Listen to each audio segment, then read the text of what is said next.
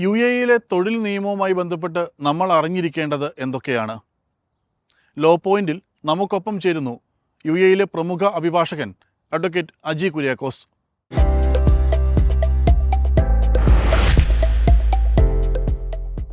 യു.എ.നെ സംബന്ധിച്ചിടത്തോളം യു.എ.ഇ എന്ന് പറയുന്നത് ലോകത്തിലെ ഏറ്റവും ട്രാൻസ്പാരൻ്റ് ആയിട്ടുള്ള ലേബർ ലോ നിലവിലുള്ള ഒരു രാജ്യമാണെന്ന് നമുക്കൊക്കെ അറിയാലോ.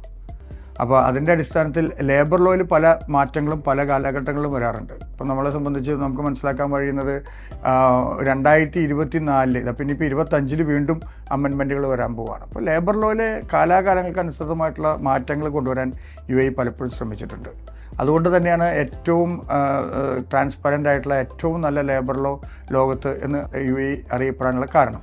ഇപ്പോൾ ഈ അടുത്ത് തന്നെ വന്നിട്ടുള്ള പല കാര്യങ്ങളും തന്നെ നമ്മളടുത്ത് ചോദിച്ചിട്ടുണ്ട്. ഇപ്പം എൻഡ് ഓഫ് സർവീസ് ബെനിഫിറ്റ്സിനെ കുറിച്ച് ധാരാളം സംശയങ്ങൾ നിലവിലുണ്ട് ആളുകൾക്ക്.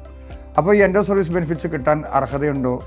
ഒരു വ്യക്തി ഒരു കൊല്ലത്തിൽ കൂടുതൽ ഒരു സ്ഥാപനത്തിൽ ജോലി ചെയ്ത് കഴിഞ്ഞാൽ എൻഡ് ഓഫ് സർവീസ് ബെനിഫിറ്റ്സ് നിലവിൽ വരും. അതിന് അർഹനായിരിക്കും.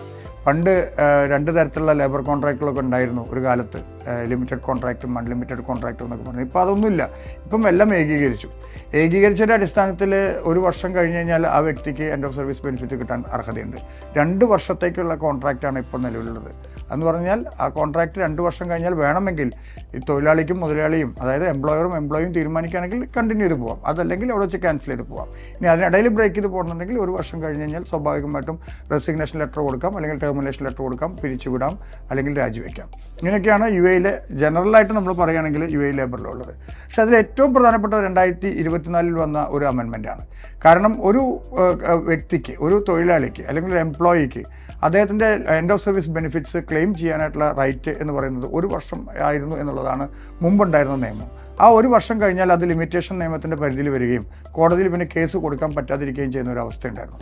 പക്ഷേ ഇപ്പോൾ ഈ 2024 വന്നിട്ടുള്ള വളരെ പ്രമാദമായിട്ടുള്ള, വളരെ റെവല്യൂഷണറി ആയിട്ടുള്ള ഒരു അമെൻമെൻറ്റ് പ്രകാരം 2 വർഷം വരെ ആ വ്യക്തിക്ക് അദ്ദേഹത്തിൻ്റെ end of service benefits claim ചെയ്യാനായിട്ട് സാധിക്കുമെന്നുള്ളതാണ്.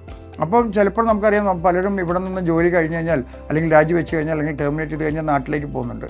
നാട്ടിലേക്ക് പോയവർക്ക് പലപ്പോഴും പല കാരണങ്ങളാൽ 1 വർഷത്തിനുള്ളിൽ തന്നെ ആ എൻഡ് ഓഫ് സർവീസ് ബെനിഫിറ്റ്സിന് വേണ്ടി ക്ലെയിം ചെയ്യാനായിട്ട് സാധിക്കാതിരിക്കും. അങ്ങനെ വരുമ്പോൾ ആ കാലഹരണ നിയമത്തിൻ്റെ അടിസ്ഥാനത്തിൽ അത് പിന്നീട് ആവശ്യപ്പെടാൻ പറ്റാതിരിക്കുകയും ചെയ്യും.